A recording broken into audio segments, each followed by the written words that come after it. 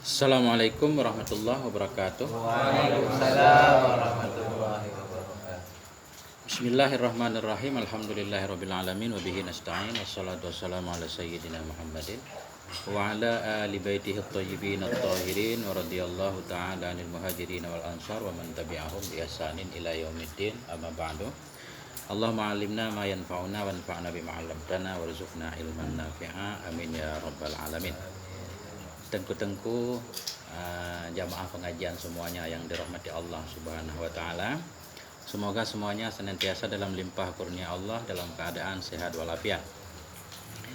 Jadi kita lanjutkan pengajian kita pada malam yang berbahagia ini masih tentang hukukul walidain. Hak-hak dua orang tua dan hak anak-anak.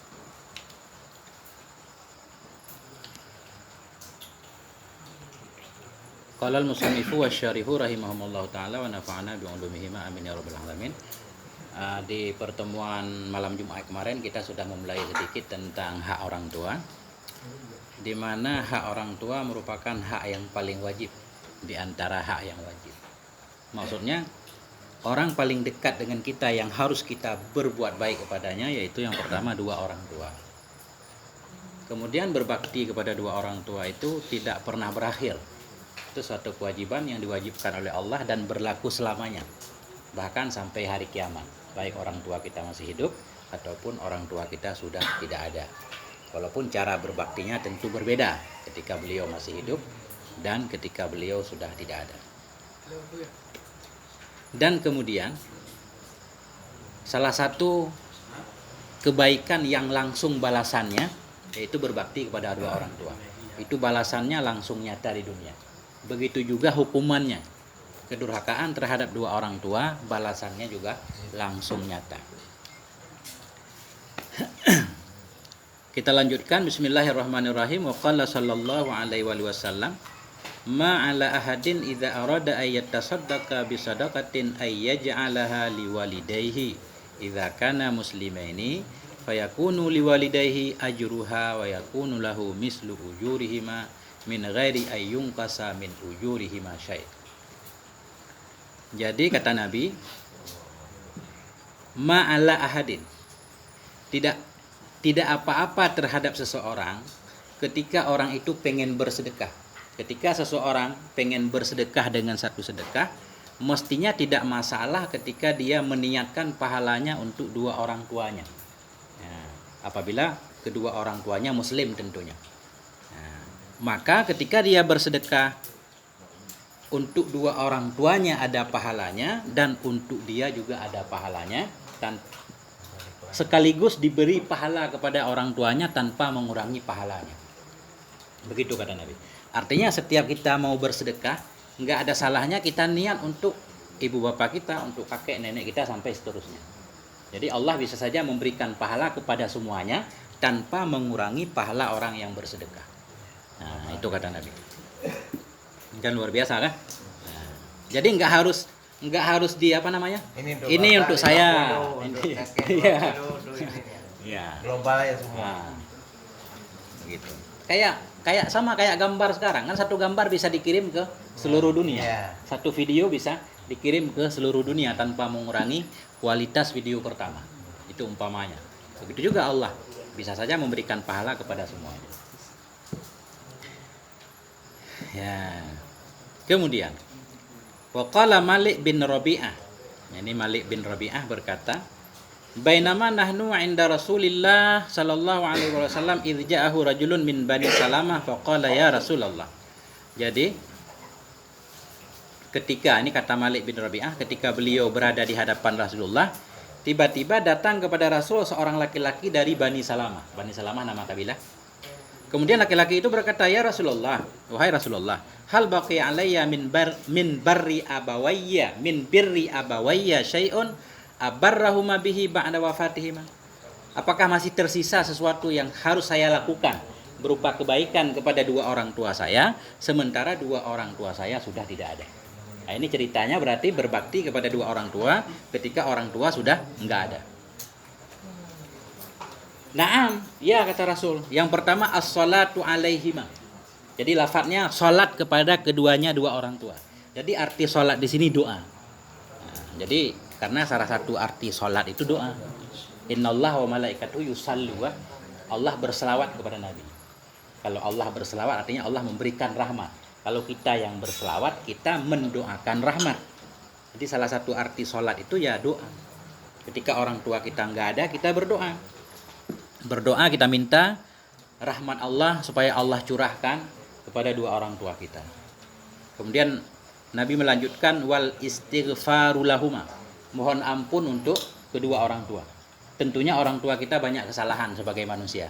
Jadi jangan bosan-bosan setiap hari kita mohon kepada Allah supaya Allah mengampuni orang tua, memaafkan kesalahannya, baik kesengajaannya ataupun ketidaksengajaannya. Makanya dalam Al-Quran banyak tentunya kan doa pada orang tua, Rabbighfirli wali walidayya yang umum. Begitu juga kalau kita istighfar sekaligus, istighfar untuk diri kita dan untuk orang tua kita. Astaghfirullahaladzim li wali walidayya. Ya Allah, aku mohon ampun untukku sendiri dan untuk dua orang tuaku. Bahkan untuk semua muslimin boleh. Astaghfirullahaladzim li wali walidayya walil mu'minin wal mu'minat. Jadi sekalian istighfar ini. Nah. Kemudian wan fadu ahdihima, melaksanakan janji keduanya. Misalkan ketika orang tua kita masih hidup, beliau pernah berjanji akan melakukan satu kebaikan. Mau bangun jembatan, bangun pesantren, bangun sekolah, atau pengen membantu siapapun. Kemudian beliau terlanjur duluan meninggal. Beliau nggak sempat melaksanakannya.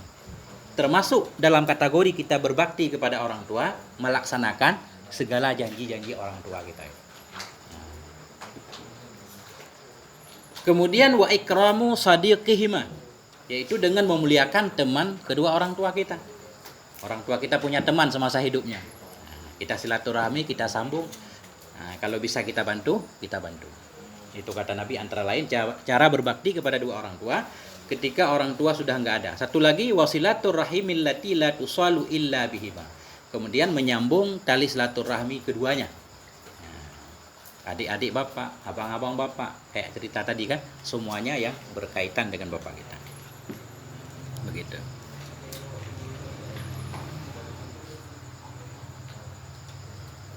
Itu kalau orang tua sudah meninggal. Kalau orang tua masih hidup tentunya dengan yang pertama dengan berkata baik. Berkata baik, tidak ada kata-kata sedikit pun yang bisa menyakiti hati keduanya, membuat remuk perasaannya. Dalam perkataan baik, dalam perbuatan memperlakukan keduanya dengan cara terbaik. Kemudian menyambut baik segala keinginan keduanya juga termasuk. Apapun yang diinginkan oleh orang tua kita selama tidak maksiat tentunya, itu sangat dianjurkan untuk kita penuhi. Wa qala sallallahu alaihi wasallam, Nabi bersabda, "Inna min abarril birri ay yasilar rajulu ahla wuddi abih ba'da ayyuliyal abu." Sebahagian dari kebaikan yang paling baik, sebahagian dari kebaikan yang paling baik kata Nabi, seorang laki-laki menyambung hubungan dengan orang yang disayang oleh orang tuanya, bapaknya. Masih sama seperti di atas tadi. Semua teman-teman bapak kita, saudara-saudara bapak walaupun yang udah jauh, masuk dalam kategori berbuat baik kepada dua orang tua ketika kita menyambung tali silaturahmi dengan mereka.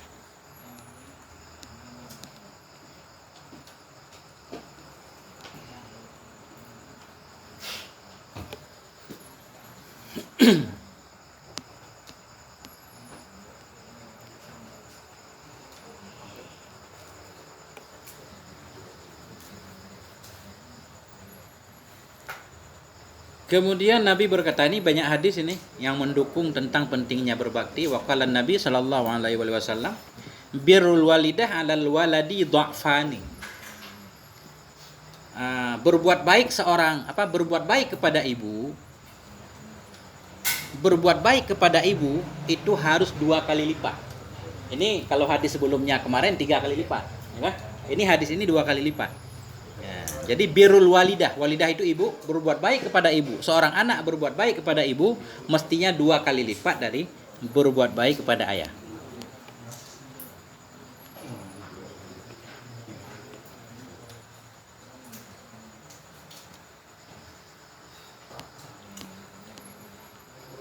Waalaikumsalam. Ya. Jadi beliau di sini menyatakan waqad taqaddama qabla hadza bi salasati hadis. Jadi sebelumnya di malam kemarin kita sudah membahas ada beberapa hadis yang menunjukkan bahwa bukan malah 2 kali lipat, sebelumnya 3 kali lipat. Karena ada seorang sahabat bertanya, siapa orang yang harus saya berbuat baik? Ibumu, ibumu dan ibumu kemudian bapakmu.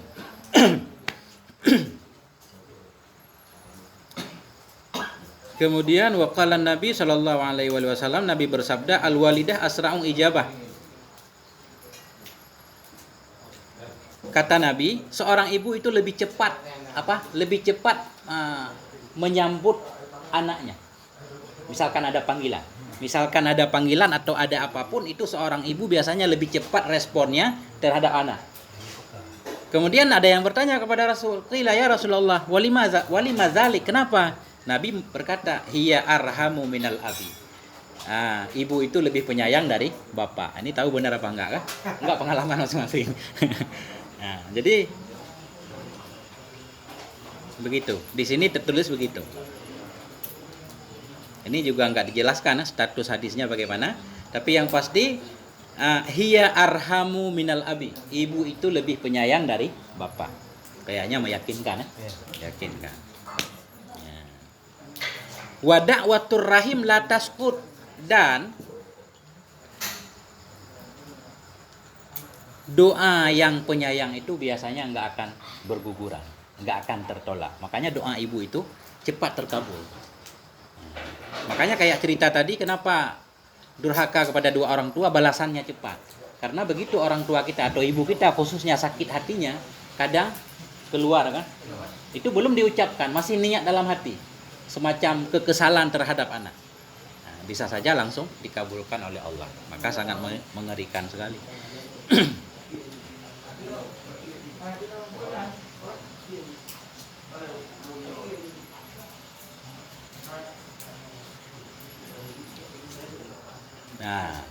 Ya. Jadi tadi di atas ini judulnya Hukukul Walidaini wa waladihim. Hak-hak 2 orang tua dan hak anak. Jadi ini pembahasannya sekalian sama hak anak. Imam Ghazali membawakan satu hadis. Wa sa'alahu sallallahu alaihi wasallam rajulun. Ada seorang laki-laki bertanya kepada Nabi. Faqala ya Rasulullah, man abarru? Ya Rasulullah, siapa orang saya harus berbuat baik kepadanya? Nabi berjawab, walidaika, 2 orang tuamu. Kemudian laki-laki itu berkata, laisa li walidan. Saya tidak punya 2 orang tua. Udah meninggal maksudnya. Kemudian Nabi berkata, birra waladaka. Kalau begitu berbuat baiklah kamu kepada anakmu. Jadi ini anjuran berbuat baik kepada anak. Kemudian Nabi melanjutkan, fakama anna liwalidaika haqqan kadzalika liwaladika alaika haqqun. Sebagaimana engkau punya hak yang harus engkau laksanakan terhadap 2 orang tuamu, begitu juga kamu punya hak yang harus engkau tunaikan untuk anak. Maksudnya hak di sini kewajiban. Engkau punya kewajiban yang harus engkau laksanakan terhadap anak.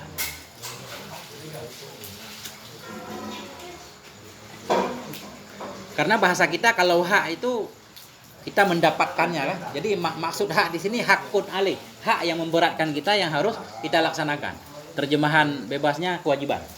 Bagaimana kita punya kewajiban terhadap 2 orang tua, kita juga punya kewajiban terhadap anak. Hadisnya mauquf.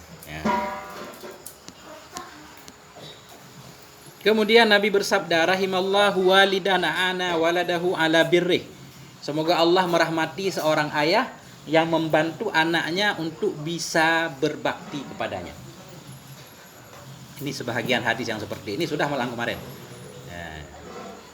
Jadi Nabi mendoakan, semoga Allah merahmati seorang ayah yang dia bisa membantu anaknya untuk bisa berbuat baik kepadanya. Artinya kita dianjurkan untuk membantu anak kita supaya dia bisa berbakti kepada kita. Kalau di sini beliau mengartikan bitawfiyati malihi alaihi minal hukuk. Yang pertama dengan cara memenuhi segala hak-hak anak yang berkenaan dengan harta misalkan. Jadi gini, kalau hak anak enggak dipenuhi misalkan, dia butuh makan enggak dikasih makan kan durhaka. Jadi memenuhi haknya, hak pendidikannya, hak semuanya.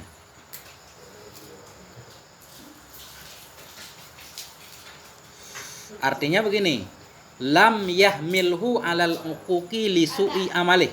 Jangan sampai kita mendorong anak kita untuk berbuat durhaka karena buruknya perilaku orang tua. Karena ada juga sebahagian anak durhaka karena kayak cerita malam kemarin, karena orang tuanya jahat, suka mukulin ibunya misalkan di depan anak. Suka ngomelin ibu, suka membentak segala macam kan, kasar dan seterusnya. Jadi itu mendorong anak untuk marah kepada ayahnya, khususnya ayah. Jadi ini Nabi sudah mewanti-wantinya. Jangan sampai kita melakukan sesuatu yang bisa mendorong anak kita untuk durhaka, untuk berbuat buruk dengan sebab buruknya perilaku kita.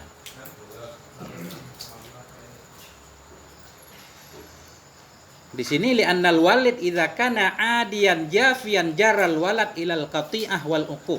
Karena seorang ayah bila berperilaku kasar, keras, kejam segala macam, itu pasti akan menarik anaknya untuk memutuskan hubungan dengan orang tuanya. Nah, pasti akan mendorong anak untuk durhaka. Minimal lari. Nggak mau pulang ke rumah ada bapak.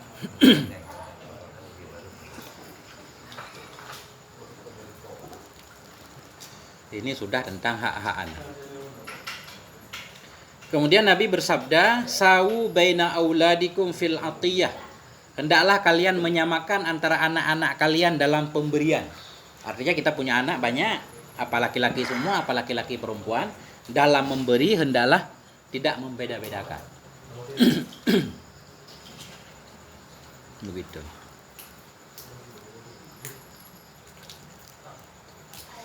Bahkan Ibnu Abbas berkata, "Falau kuntu mufaddilan ahadan fafaddaltun nisa."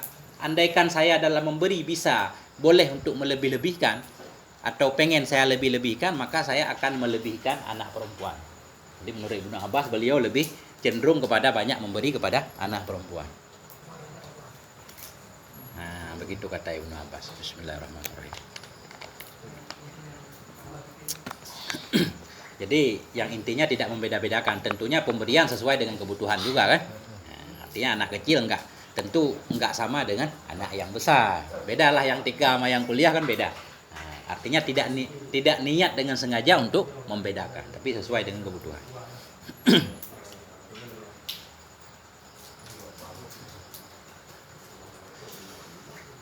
Pengaruh juga kadang kita suka milih-milih, ini anak ini ke sini sekolahnya kan. Yang satu lagi kadang yang ringan-ringan misalkan, itu kan tidak adil juga. Kita tanyalah sesuai dengan keinginannya. Wa qad qila. Nah, dikatakan orang. Ini ada yang mengatakan, para ulama barangkali karena enggak disebutkan siapa yang mengatakan, waladuka raihanatuka sab'an. Jadi gini, anakmu itu seumpama wewangian ketika dia berumur 7 tahun. Dari umur 0 sampai 7 tahun itu anak kita seperti wewangian. Artinya kita suka menciumnya, bebas segala macam, dekat lah kan. Kemudian di sini kata beliau, anakmu ketika umur 7 tahun itu umpama raihanatuk, seperti parfum lah bahasa kita, atau wewangian tasyumuhu wa tuhibbuhu, engkau bisa menciumnya, mencintainya segala macam. Wa khadimuka sab'an. Kemudian dia umpama pembantumu ketika 7 tahun ke atas. Maksud pembantumu kita bisa mengajak dia untuk menolong kita, meminta tolong segala macam, banyak lah. Nah, dia bisa jadi semacam pelayan kita. Kalau udah di atas 7 tahun bisa kita ajak kerjasama, minta tolong segala macam. Kemudian yang penting, summa huwa aduwuka au syarikuka. Kemudian sesudah dia gede 12 tahun ke atas atau dia sudah balik, itu bisa saja anakmu itu menjadi temanmu atau musuhmu. Jadi ada dua kemungkinan. Karena anak udah mulai membangkang ketika usia balik. Kalau pendidikan dari awal nggak bagus, dia udah mulai keras kepala kan. Apa yang kita katakan dia nggak dengar lagi. Nah, itu udah mulai keras, udah mulai berani, udah merasa punya apa gitu. Udah punya power. Jadi sudah berani membantah orang tua itu biasanya ketika sudah balik, merasa bisa hidup sendiri tanpa orang tua. Ketika tulangnya sudah keras, merasa bisa bekerja. Banyak itu. Nah, makanya di sini beliau mengingatkan artinya memang harus dari awal. Harus dari awal dididik dengan baik.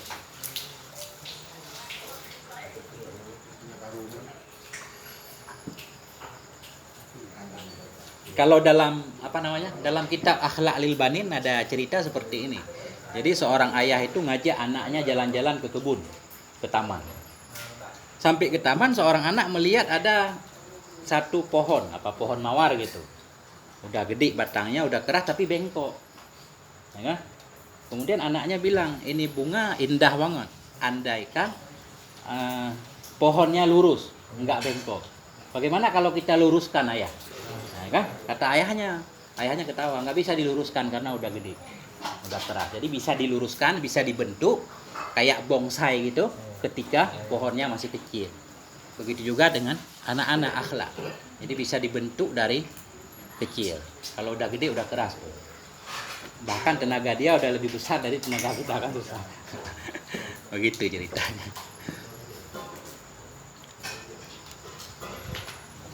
Makanya sering kita dengar kan hadis muru auladakum bisalah, perintahkan anakmu untuk salat ketika berumur 7, ketika umur 10 agak sedikit keras ya, supaya terbiasa sebenarnya. Karena anak-anak belum wajib. Jadi syarat ada taklif dalam agama ketika seseorang sudah balik, berakal kan. Jadi kalau anak kecil nggak wajib apa-apa sebenarnya. Kenapa juga diperintahkan untuk biasa? Liya'tadu 'alaiha, supaya dia terbiasa. Nah,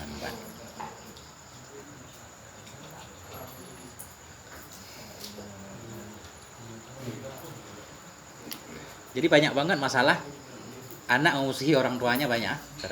Akhirnya anak punya jalan sendiri, orang tua punya jalan sendiri, nggak kompak gitu.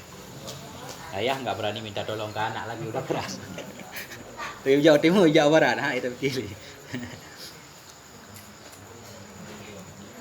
Nah, kemudian ini kan membahas tentang hak-hak anak. Tentunya seorang anak punya hak. Beliau membahas, tapi langsung dalam hadis. Qala Anas bin Malik radhiyallahu an. Jadi Anas bin Malik sahabat Nabi berkata, qala sallallahu alaihi wasallam, Nabi bersabda, al-ghulamu yu'aqqu anhu yaumas sabi'.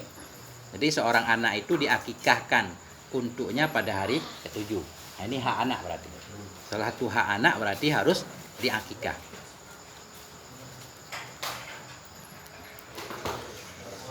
Waalaikumsalam.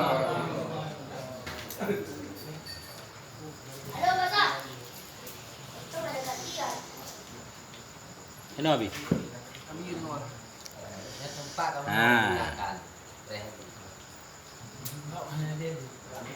Mana aja deh, kita preh. Nah, jadi ceritanya di sini anak itu diakikah untuknya pada hari ke-7. Kemudian lanjut wayu sama. Kemudian dinamakan. Jadi hari ke-7 itu dia diberi nama. Dan boleh juga duluan memberi nama sebelum akikah, boleh. Kemudian wayumatu anhul aza, dihilangkan segala hal-hal yang menyakiti dari dirinya. Artinya kalau di sini dimandikan, dihilangkan rambut di kepalanya, dicukur kan? Nah, itu maksudnya menghilangkan aza. Kemudian di sini kalau dalam bab fikah pembahasannya cukur rambut sebenarnya bukan gunting dikit. Jadi cukur itu cukur semuanya. Cukur botak yang sebenarnya kan, bukan menggunting sedikit. Nah. Lanjutan faidza balagha sitta sinina uddiba. Bila anak itu sudah sampai usia 6 tahun, kemudian dia diadabkan, diajarin adab 6 tahun. Bahkan dari awal sudah boleh. Ini mungkin dari sini juga menunjukkan usia sekolah, belajar pertama barangkali 6 tahun di sini. Bila dia sudah sampai 6 tahun uddiba. Fa idza balagha 'ashran udila firasyuk. Bila anak itu sudah berumur 10 tahun, maka dipisahkan tempat tidurnya. Di umur 10 tahun itu anjuran seorang anak dipisahkan tempat tidurnya dengan orang tua, punya kamar sendiri. Ini berarti rumah harus gede, Abi. Kalau punya anak 5 kan harus ada 5 kamar. Nah. Harus kerja keras, Abi kan. Tinggal di kontrakan repotnya. Fa idza balagha salasa asyara, masih lanjutkan. Bila anak itu sudah sampai usia 13 tahun, duriba ala shalah was saumi. Jadi harus dikerasi untuk melaksanakan salat dan puasa. Nah, ini kalau duriba kita artikan bebas, diketok nih, dijewer. Kalau nggak mau salat dan puasa. Doang bapak juga enggak nih. Kemudian, ya kan? Kemudian masih lanjut. Ini kan baru 13 tahun. Fa iza balagha 16 sanatan zawwajahu abuhu. Ini cepat usia nikah. Bila anak itu sudah anak laki-laki, bila anak itu sudah berumur 16 tahun, maka bapaknya menikahkannya. Artinya bapaknya mencari pasangannya. Ya di sini ini 16 tahun nih kan. Usia paling muda ya, nikah muda. Enggak tahu status hadis ini. Kita lihat dulu. Pokoknya dalam hadis ini 7 hari akikah, kemudian memberi nama, kemudian 6 tahun berarti diberi adab, 10 tahun dipisahkan tempat tidur, 13 tahun harus keras. Kalau meninggalkan sholat dan puasa, 16 tahun. Kalau udah pengen nikah, nikahkan. Itu hak anak dari orang tua. Nah, artinya nggak boleh dihalangi. Anak umur 17 tahun udah minta nikah. Kita jangan dulu katanya, jangan. Udah nikahkan. Apa-apa pun tak pernah kayaknya. Kate, ilmu ni kate, kate kalau pun ada ilmu nantrum. Nah, kemudian masih lanjutan, panjang ini hadis. Summa akhadha biyadihi wa qala. Kemudian kita megang tangan anak kita. Sesudah kita nikahkan tadi, kita megang, kita beri nasihat. Kita katakan, qad adabtuka wa 'allamtuka wa ankahtuka. Aku sudah mendidikmu, sudah mengajarkanmu, sudah menikahkanmu. A'udzubillahi min fitnatika fid dunya wa 'adzabika fil akhirah. Aku berlindung kepada Allah dari fitnahmu di dunia dan di akhirat. Ya, artinya orang tua selesai lah. Nah, sementara dari tugas mendidik anak. Nah, itu.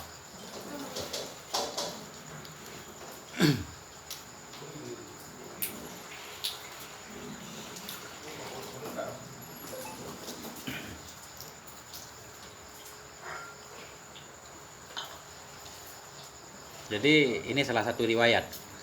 Qala al-Iraqi rawahu Abu Syekh fi Kitabid Dhahaya wal Aqiqah. Menurut Syekh Al-Iraqi, ini hadis diriwayatkan oleh Abu Syekh dalam kitab Ad-Dhahaya, dalam kitab kurban dan dalam kitab membahas tentang akikah. Tapi lafadznya sedikit berbeda. Di sono lafadznya wa'addibuhu li sab'in. Adablah anakmu ketika umur 7 tahun, bukan 6 tahun. Dalam hadis ini 6 tahun. Hadis satu lagi 7 tahun. Wa zawwijuhu li sab'a asyara. Nikahkan dia umur 17. Nah, dalam hadis satu lagi 17 ya. Di sini 16. 16, kalau 7 tahun 17. Begitu. 10 tahun ni.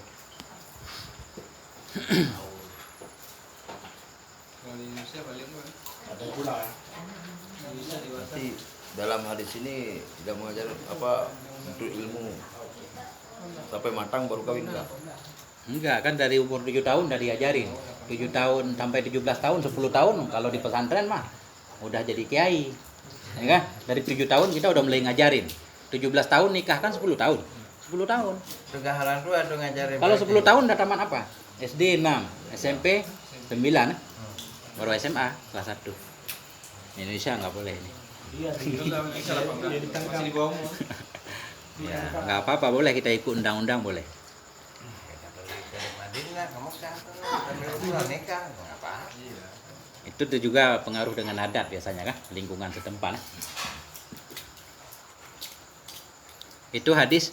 Kemudian ada hadis di sini, hadis yang sering kita dengar ternyata riwayat Abu Dawud dan Tabrani. Kalau hadis riwayat Abu Dawud itu hadis yang sering kita dengar. Murus sabiyya bis shalah iza balagha sab'a sinin. Perintahkan anak kecil untuk salat ketika dia berumur 7 tahun. Ya kan? Nah, itu yang sering kita dengar. Wa iza balagha 10 sinin fadribu 'alaiha. Ketika anak sudah berumur 10 tahun membandel meninggalkan salat, nah ini harus dikeras. Bukan pakai tongkat tapi jangan pakai tongkat. Nah, artinya tujuannya untuk mendidik. Kalau ada cara lembut ya pakai cara lembut. Nah. Jadi banyak hadis. Ada hadis yang menyatakan 13 tahun baru keras, ada yang 10 tahun.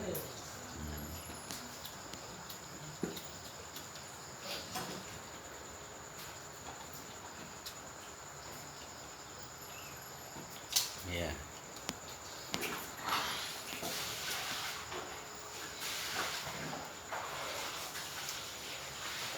Nah, ini hak anak tadi. Dididik, diajarkan. Wa qala Nabi sallallahu alaihi wasallam, Nabi bersabda, min haqqil walad ala walidihi ayyuhsina adabah. Sebahagian dari kewajiban ayah terhadap anak yaitu dia ayyuhsina adabah. Bagus dalam mendidik anak. Bagus.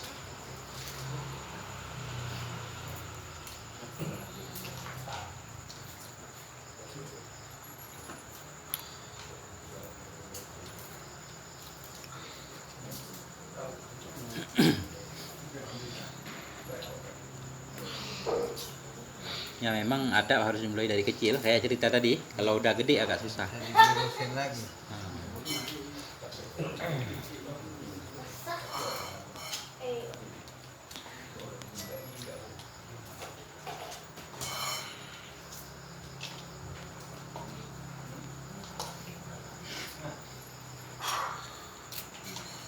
Wa ayyuhsina ismahu.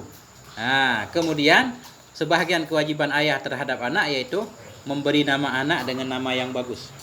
Ya. Jadi gini dilarang, fala yusammihi bi ismin mustakrahin. Jadi kita jangan menamakan anak dengan nama yang tidak bagus seperti contoh di sini. Kaharbin, namanya si Harbin. Harbi. Arti harbi peperangan. Kita takut berakibat suka perang. Harbin. Ataupun David Van Houten. Yang ada di sini yang contoh yang mustakrah yang kurang bagus, artinya ada unsur-unsur kebencian atau pahit. Pertama harbin, peperangan. Yang kedua murrah, arti murrah pahit. Kan sering kita dengar, kulil hakka walau kana murran, katakan kebaikan walau pahit. Jangan sampai namanya murrah, takut hidupnya pahit, pahit beneran. Murrah.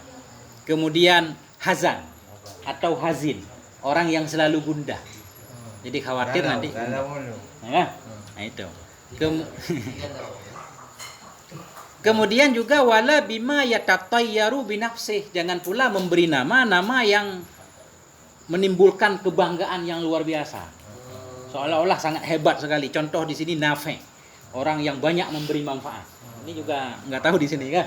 Walaupun nggak haram tapi Nafi. Kemudian Amlah, yang paling manis. Paling ganteng. Ya. Wa barkah. Barkah termasuk nama yang makruh. Barkah, berkah. Tapi kalau masjid banyak warteg banyak. Ya, itu aturan lain. Tapi di sini ya nggak diharamkan tapi. Ya. Artinya di sini begini. Kenapa nama-nama yang cenderung ke arah keburukan dilarang? Karena begini, ini tujuan memberi nama sebenarnya kita berharap supaya perilaku anak sesuai dengan namanya. Harapan biasa seperti itu, harapan orang tua kan. Jadi kalau nama yang baik berarti kan kita semacam tafaul atau kita beri nama-nama tokoh. Kita beri nama-nama nabi misalkan. Pasti kita mengingatkan ini harapannya supaya akhlaknya baik. Kayak Nabi Muhammad kan? Kenapa Nabi Muhammad diberi nama dengan Nabi Muhammad? Jadi supaya beliau memiliki banyak sifat terpuji sehingga seluruh dunia memuji beliau. Dan tujuan dari kakek beliau Abdul Muthalib emang tercapai. Begitu pembahasan dalam kitab. Kenapa Abdul Muthalib memberikan nama Nabi dengan Muhammad? Orang bertanya, kenapa engkau memberi nama cucumu dengan Muhammad? Padahal kakek moyangmu nggak ada yang nama Muhammad. Nama pertama yang baru muncul. Kata beliau, saya berharap supaya anak saya ini memiliki sifat-sifat yang terpuji sehingga dipuji oleh orang. Arti Muhammad yang banyak dipuji. Muhammad isim maf'ul dari hamada. Isim alam mangkul. Muhammad. Ya. Emperor berdiam dewa.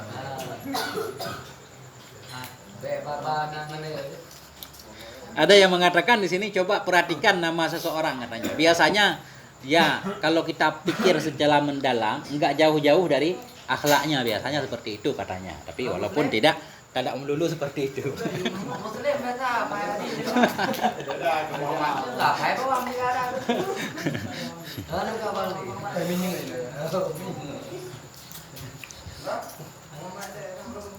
Oh, Muhammad le. Enggak, Muslim.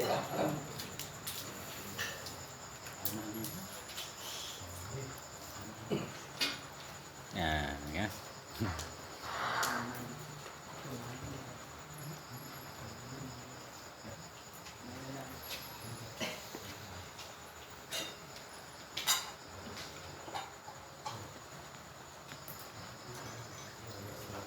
Kemudian ada juga hadis nih yang sering kita dengar. Ini ada hadis Aisyah, tapi kata beliau ini isnadnya lemah. Kata beliau begini, hakul walad ala waladi ayyusina ismahu. Yang pertama, kewajiban seorang ayah terhadap anaknya yaitu yang pertama memberi nama yang bagus.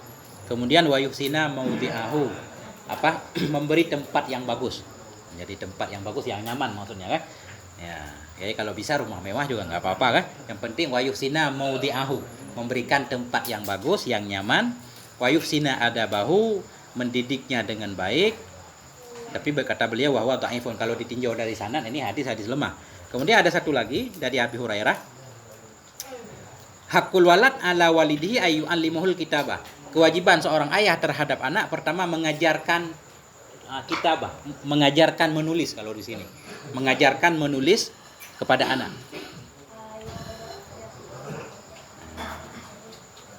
Walaupun Nabi sendiri nggak bisa menulis. Nah, kita dengar seperti itu kan.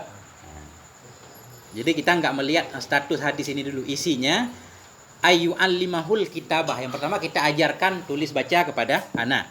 Kemudian wasibahah, ini mungkin yang sering digunakan oleh orang yang ngajarin panah ke anak-anak sekarang kan. Ini hadis. Ajarkan kepada anakmu membaca, menulis, wasibahah berenang, warimayah dan memanah. Nah, ini biasanya yang tukang ngajarin panah ini bisa hadis ini nih. Masuk gunung nyamuk dia. Wa alla yarzukahu illa thayyiban, dan kewajiban ayah juga jangan sampai memberi rezeki kepada anak melainkan yang baik. Berilah rezeki kepada anak yang baik-baik kan, yang halal.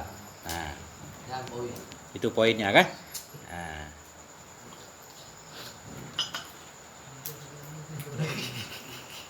Wa isnaduhu dhaifun, walaupun isnad hadis ini memang lemah. Nah, artinya ini untuk informasi tambahan.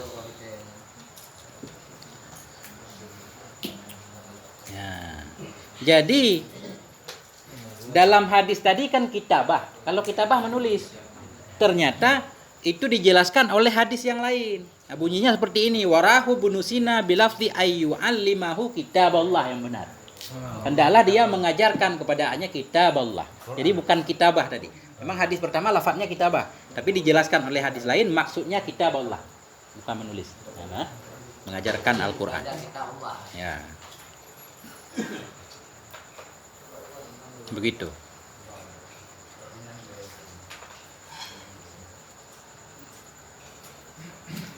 Ya.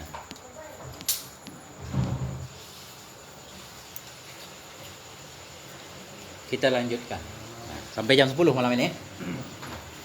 Wa qala Nabi sallallahu alaihi wasallam, Nabi bersabda, kullu ghulamin rahinun au rahinatun bi aqiqati. Ini masih hak anak. Setiap anak, baik laki-laki atau perempuan, itu tergadaikan dengan akikahnya. Maksud tergadaikan, terborokkan dengan akidahnya. Borok itu apa namanya? Pegangan hutang. Borok itu pegangan. Kita punya hutang. Kemudian Jaminan. nah, dia minta jaminan.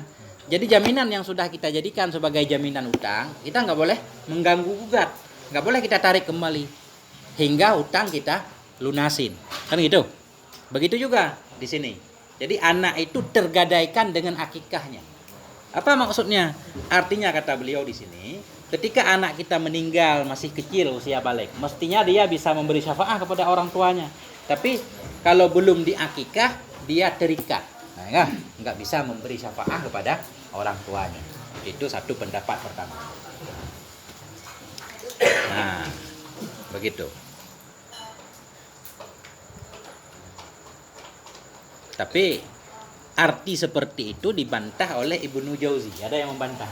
Enggak juga katanya. Enggak pernah ada cerita anak itu disebut sebagai borok. Enggak benar penggunaan kalau anak itu jadi borok. Karena anak bukan benda kan. Jadi kata beliau begini, hadis itu kita maknai seperti ini. Innal aqiqah sababun li fakakihi minasyaitan alladzi ta'anahu hala khurujihi. Nah, akikah itu menjadi sebab terbebasnya anak dari setan, bukan dari semacam utang tadi kalau kata Ibnul Jauzi. Akikah itu menjadi sebab terbebasnya anak dari setan yang mengganggunya ketika anak itu lahir. Nah, ini menurut Ibnul Jauzi berarti ketika anak lahir itu diganggu setan. Supaya dia terbebas, potong akikah untuknya. Nah, fahiyat takhlisun lahu min habsi syaitan. Maka akikah itu bisa membebaskan si anak daripada gangguan setan. Begitu kata beliau.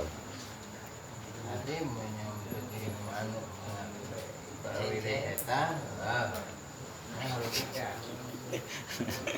Bata-bata si uli mulai dah. Oh, go. Kemudian nomor aja mau. Kali menakikah. Sedikit tentang akikah, fahiya sunnatun muakkadatun inda Syafi'i wa Malik. Jadi akikah itu sunnah muakkad hukumnya menurut Imam Syafi'i dan Imam Malik. Kalau menurut Imam Al-Lais, jarang kita dengar kan? Karena mazhab sebenarnya ada banyak banget. Cuma yang ada manhatnya 4. Sehingga sampai sekarang masih ada. Banyak mazhab-mazhab yang lain yang tidak masyhur.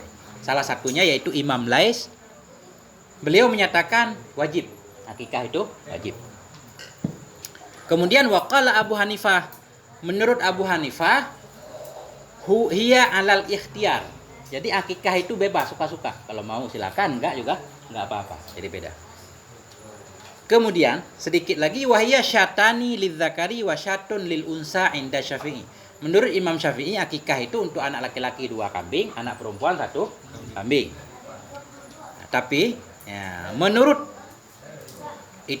Imam Syafi'i dan Imam Malik. Menurut Imam Malik syatun lidzakari kal unsa. Menurut Imam Malik baik anak laki-laki atau anak perempuan 1 ekor, sama saja. Nah, enggak ada beda-beda di sini. Itu beda dalil barangkali ya, antara Imam Syafi'i dan Imam Malik. Nah, jadi kita lanjutkan. Setiap anak itu pertama laki-laki atau perempuan tergadai dengan akikahnya. Artinya sunnah kita potong akikah. Yuzbahu yaumas sabi, dipotong pada hari ke-7 dari kelahirannya. Dipotong dari hari ke-7 kelahirannya. Kemudian ulama berbeda pendapat, apakah hari kelahiran dihitung hari pertama? Ada yang menghitungnya, ada yang tidak. Kalau yang tidak menghitung berarti sunnahnya hari ke-8. Hari lahir enggak dihitung. Ada juga yang menghitung dalam mazhab Syafi'i berarti hari ke-7. Kalau enggak sempat dilakukan hari ke-7 berarti hari ke-14. Nah, kemudian hari ke-21, kemudian terserah. Nah, begitu. Penting ada. Nah, ya.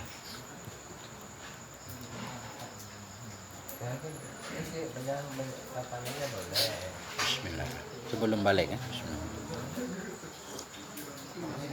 Kemudian udah kita potong akikah, wayuhlaku ra'suhu, dicukur kepalanya. Jadi cukur kepala maksudnya cukur rambut kan? Dicukur rambutnya, kulluhu, seluruh rambutnya dicukur. Nah, li'annahu anfa'u lira'si, karena mencukur semuanya lebih bermanfaat untuk pembersihan pertama.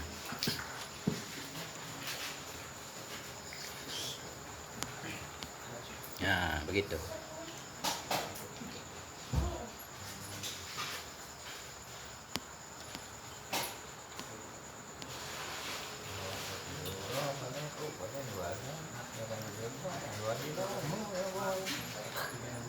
Zaman dulu masa jahiliyah ketika orang memotong akikah itu darah kambingnya atau darah apa dibalurkan di kepala anak-anak, kemudian baru dicukur rambutnya.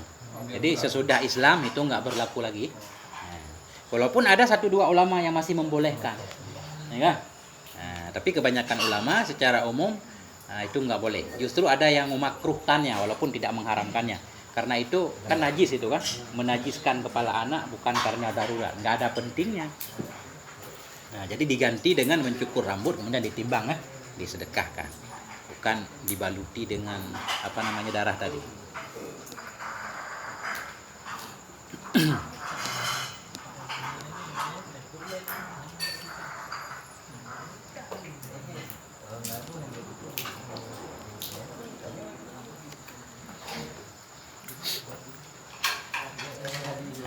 Masih lanjut sedikit lagi. Sampai jam 10 kita berhenti. Kalau udah jam 10 ingatin Nabi ya. Waja'a rajulun ila Abdullah bin Mubarak fasyaka ilaihi ba'da waladi. Seorang laki-laki datang kepada Abdullah bin Mubarak. Beliau itu mengadukan tentang anak-anaknya. Ada sebahagian anaknya bandel. Ya kan? Nakal. Nah, kemudian Abdullah bin Mubarak berkata, "Hal da'auta alaih, apakah engkau pernah mendoakan keburukan terhadap anakmu?" Dia itu menjawab, "Iya, benar." Nah, ya. Kemudian Abdullah bin Mubarak berkata, "Anta afsad tahu." Sebenarnya engkau yang telah merusaknya. Nah, ya. Artinya di sini kita dilarang keras untuk mendoakan keburukan terhadap anak. Makanya tadi juga harus kerjasama. Bagaimana kita berusaha jangan sampai hati ayah orang tua kita tersinggung. Nah, takut nggak sengaja. Nah, Apalagi orang tua kadang kurang pengetahuan kan, jadi mudah marah, emosi segala macam. Akhirnya mendoakan keburukan terhadap anak.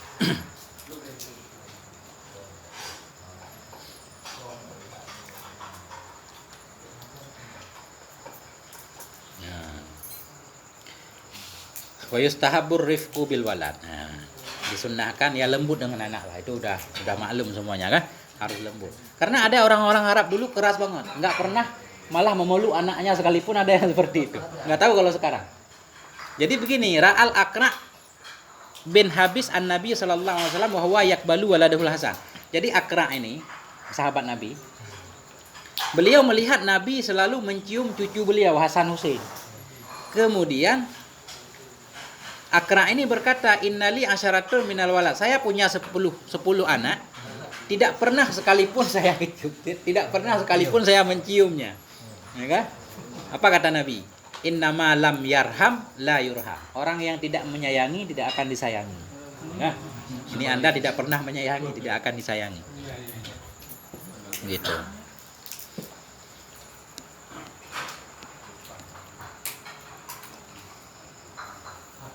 Nah, gitu.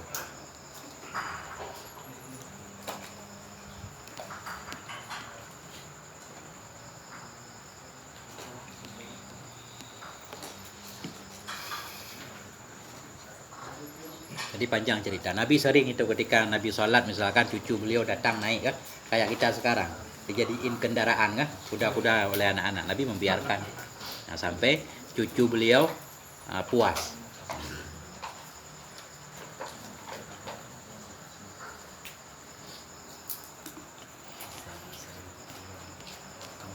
Ada yang pengen ditanyakan Abi? Panjang ini sebenarnya masih Abi.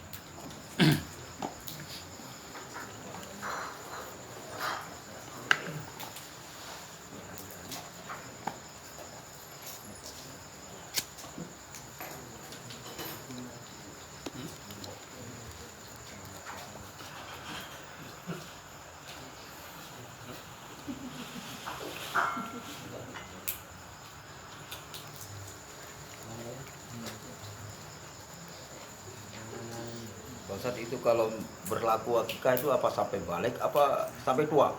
Sampai balik. Sampai balik. Kalau udah tua Enggak. udah nggak berlaku lagi. Akikah untuk anak-anak sebenarnya. Oh, enggak. Kalau masih disebut anak-anak, kalau udah ke anak-anak lagi enggak. Abi mau akikah? Enggak, Pak Muslim. Kadang-kadang Oh, maksudnya Pak Muslim Pak Muslim. parah, takutnya membagikan. berarti berlaku untuk yang udah balik. Anak-anak. Bukan sudah balik, sebelum balik. Sebelum balik. Sudah apa boleh beli lagi. Nanti kayaknya setelah itu setelahnya apa? Terserah, bukan? Ya, Setelah maksudnya- balik udah nggak berlaku lagi. Maksudnya sampai balik. Kalau udah balik kan cerita tadi dia udah nikah. Kalau mau diakikah sendiri ya terserah. Nggak ada sunnah lagi ke orang tua. Oh, itu karena ke orang tua. Berarti beli surat oleh negeri belum akikah. Kalau mau akikah sendiri mah boleh-boleh aja kan. Bagusnya mah tiap malam Jumat ada akikah gitu ya. Ah, bagus. Pak Muslim besok malam Jumat. Insya Allah. Karena udah jago yang macam panjang kita.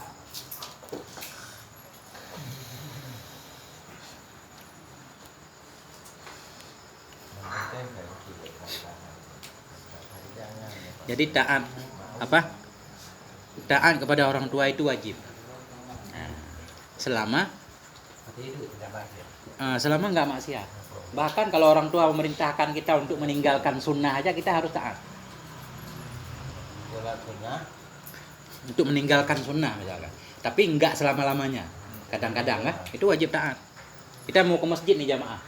Orang tua kita bilang jangan jamaah dulu. Nah, itu wajib patuh. Itu. Kecuali kalau dilarang sholat, itu beda kan? Nah, ini panjang ntar.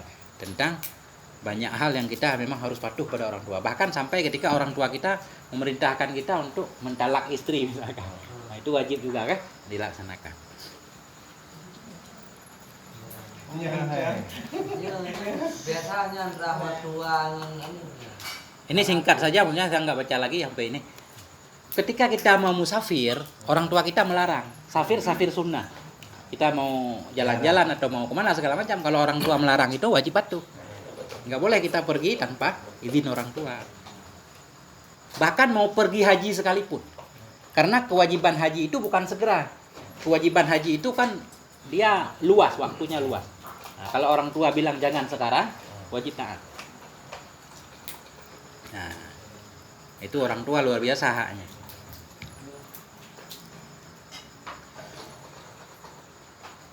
Sampai di sini, laisa laka an tusafira fi mubahin au nafilah illa bi idznihuma. Kita tidak boleh musafir. Safir yang mubah maksudnya, apa mencari ilmu segala macam, apa mau berdagang, enggak boleh selain dengan izin keduanya. Wal mubadarah ilal haji alladhi huwa fardul Islam. Bahkan untuk segera pergi haji saja, kalau orang tua melarang, wajib patuh. Orang tua lagi jawab nama, berangkat haji kapan lah? Karena kewajiban haji tak akhir. Kemudian kalau kita mau merantau untuk mencari ilmu sunnah, itu juga wajib patuh kalau orang tua melarang. Kecuali ilmu wajib, tentang mengenal Allah segala macam yang pokok-pokok, kemudian orang tua nggak bisa mengajarkannya. Terpaksa kita harus musafir kan? Ketika itu boleh musafir, nggak boleh patuh kan? Tapi selama itu bukan wajib, gitu.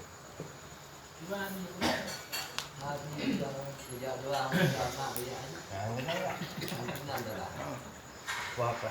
Oh, nyan.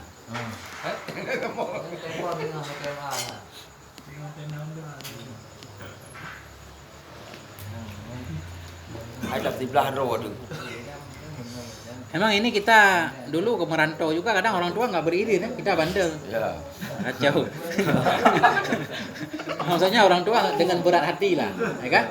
Tapi kadang kita suka nggak peduli lah, gampang, ntar kan pulang alamatnya. Nah, nggak boleh.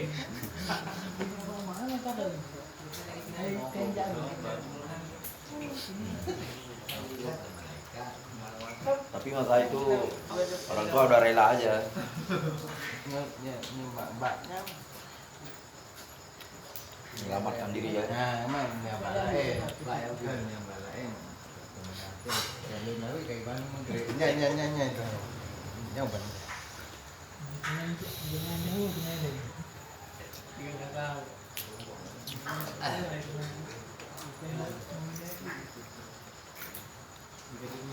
Baca, punya pertanyaan.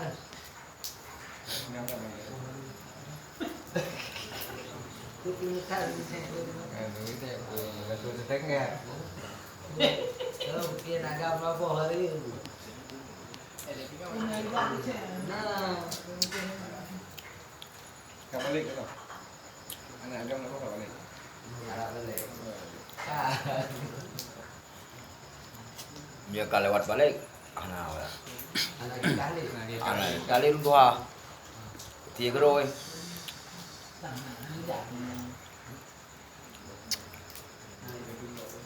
Jadi di sini beliau membawa tulisan Qadil Qudha Tajuddin Ibnu Subki. Begini ceritanya.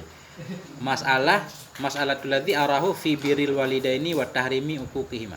Jadi kata beliau ini adalah masalah bagaimana berbuat baik, berbakti kepada dua orang tua dan haramnya durhaka kepada keduanya kan.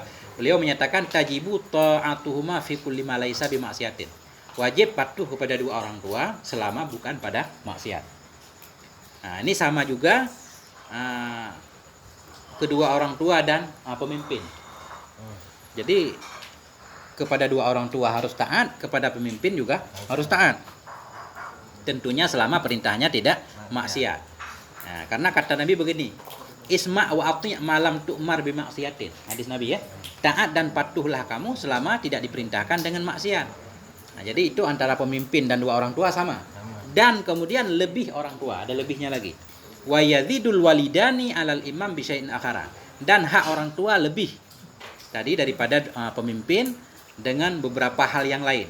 Yaitu yang pertama, kadang-kadang dua orang tua itu tersakiti dengan perbuatan dan perkataan kita yang terjadi dari anak. Ada perkataan anak yang membuat orang tua tersakiti atau perbuatan. Itu kita jadi dosa, durhaka. Tapi kalau terhadap pemimpin, enggak. Nah. Tapi disaring bu. Kalau dengan orang tua dosa. Dengan pemimpin anak. Maksudnya enggak sama. Nah, kalau kita menyakiti pemimpin ya orang publik. Nah, wajarlah dikritik kan. Nah, artinya kita nggak bisa mengkritik orang tua sembarangan. Nah, selama tidak melanggar hak Allah. Nah, beda dengan pemimpin. Bertingkah laku yang bikin memadu orang tua juga itu sama. Ini pemimpin kan suruh vaksin. Lah kita nggak vaksin. Gimana? Beda. Ini beda keyakinan. Salah dia kan itu katanya vaksin wajib. Vaksin wajib, sholat terserah. Itu yang salah dia. Nggak dibalik. Iya. Vaksin wajib. Sholat terserah.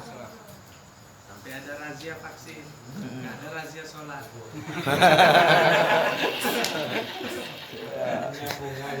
Kemudian sedikit lagi ya. Kemudian kata beliau begini, misalkan orang tua memerintahkan kita meninggalkan sunnah, bagaimana hukumnya? Harus taat apa tidak? Kata Imam Subeki itu harus dibedakan, Ada tafsirnya. Kata beliau begini, kalau orang tua memerintahkan anaknya untuk meninggalkan sunnah selamanya, nah itu nggak boleh taat, karena meninggalkan sunnah itu namanya juga merusak agama. Karena agama bukan hanya wajib kan, ada sunnahnya. Kalau diperintahkan untuk meninggalkan selamanya, nggak boleh patuh, karena itu membawa kepada kerusakan agama. Nah, tapi kalau kadang-kadang nggak apa-apa, harus taat. Nah, contoh di sini, amma in amarahu bitarki sunanihi fi ba'dil auqat. Ketika orang tua memerintahkan anaknya pada kondisi tertentu untuk meninggalkan sunnah. Nah, mungkin ada keperluan barangkali kan? Nah, itu wajib taat.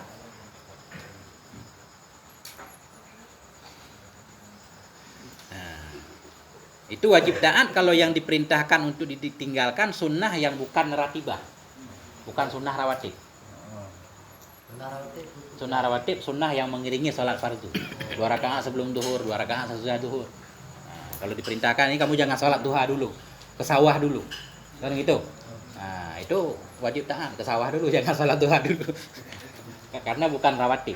Tapi kalau diperintahkan untuk meninggalkan sholat rawatib selama untuk manfaat orang tua, boleh juga. Nah, harus taat juga. Ini luar biasa hak orang tua kan. Nah, begitu. Asal jangan tiap hari. Ya, tiap hari. Jangan mulu.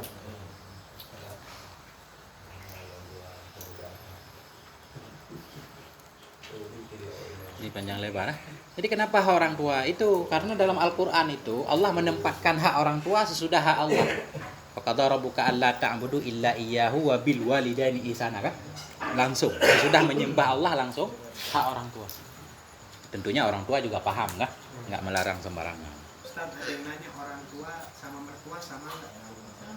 Di pembahasan kemarin beda. Nah, kan? Jadi orang tua maksudnya berbuat baik kemarin kerabat, artinya yang satu darah. Nah, bukan berarti mengurangi hak mertua, enggak. Jadi hak mertua kita tetap berbakti karena mengikuti istri tadi kan. Bahkan kita harus membantu istri kita untuk bisa berbakti kepada dua orang tuanya. Nah, itu. Jangan sampai menghalangi istri dari berbuat baik kepada dua orang tua.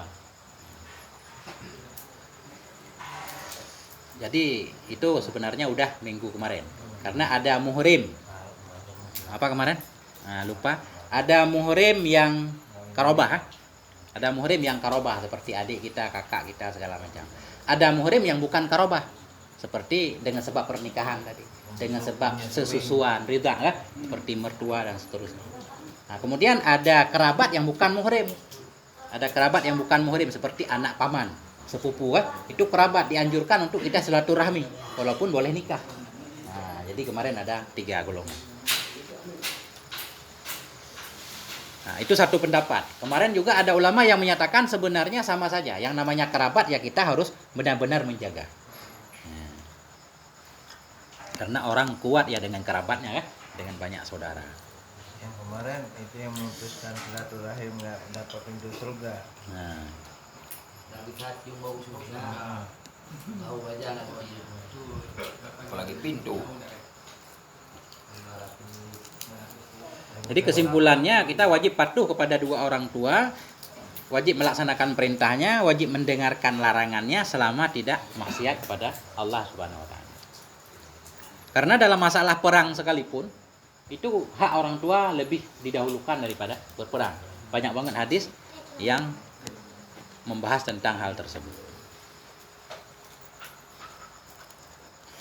Ada yang pengen ditanyakan Nabi?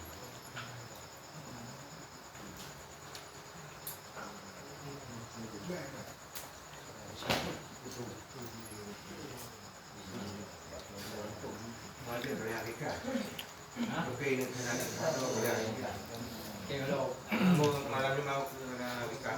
Siapa yang lagi ya? Kita ada mana? Anaknya boleh potong tu dia kan. Kan kalau balik kan. Belum lagi. Jadi pernah orang dari Yaman datang ke Mekah, datang ke Madinah, pengen ikut Nabi berperang kan? Nabi malah menyuruhnya untuk pulang kembali. Nah, jadi Nabi berkata, apakah kamu dapat izin dua orang tuamu ketika berangkat ke sini? Enggak katanya. Pulang kembali ya. Berbuat baiklah kamu kepada dua orang tuamu. Nah, minta izin dulu. Kalau dikasih izin baru berangkat. Kalau enggak, berbaktilah kamu kepada dua orang tuamu semampumu. Karena dalam berbakti itu ada kebaikan.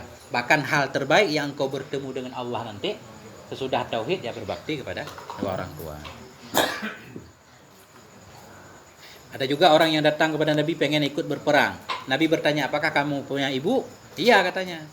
Kata Nabi, falzamha. Selalu jangan lepas-lepaslah kamu dari ibumu. Karena sorga ada di bawah kaki ibu. Ini timbul hadis ini.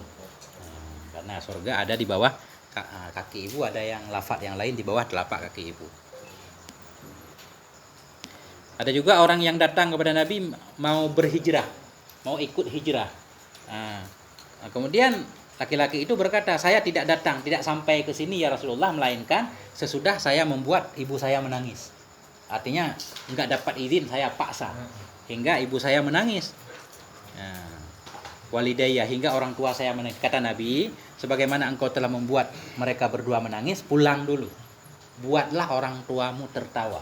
Artinya minta izin dulu, usahakan supaya orang tuamu rela, baru ke sini lagi. Jadi banyak pembahasan seperti itu tentang pentingnya hak orang tua. Nggak habis-habis lah ceritanya. Kalau kita gendong sekalipun kan dari mana kemarin? Kemarin bukan Aid Al-Qarni yang benar, Uwais Al-Qarni. Nah, yang menggendong orang tua beliau sampai ke Mekah, Uwais. Gendong jalan kaki. Barangkali untuk malam yang berbahagia ini sampai di sini. Kalau ada yang bertanya silakan ya. Kalau enggak kita tutup. Bang, orang tua, tuamu, orang tua Bunda.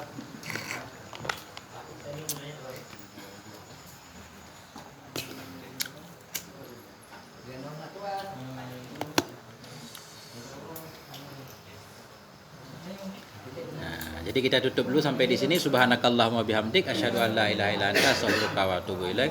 Wa sallallahu ala sayyidina Muhammad wa ala alihi washabihi wasallam. Aqulu qouli hadza wa astaghfirullah li wa lakum wal afwa minkum. Wassalamualaikum warahmatullahi wabarakatuh. Waalaikumsalam.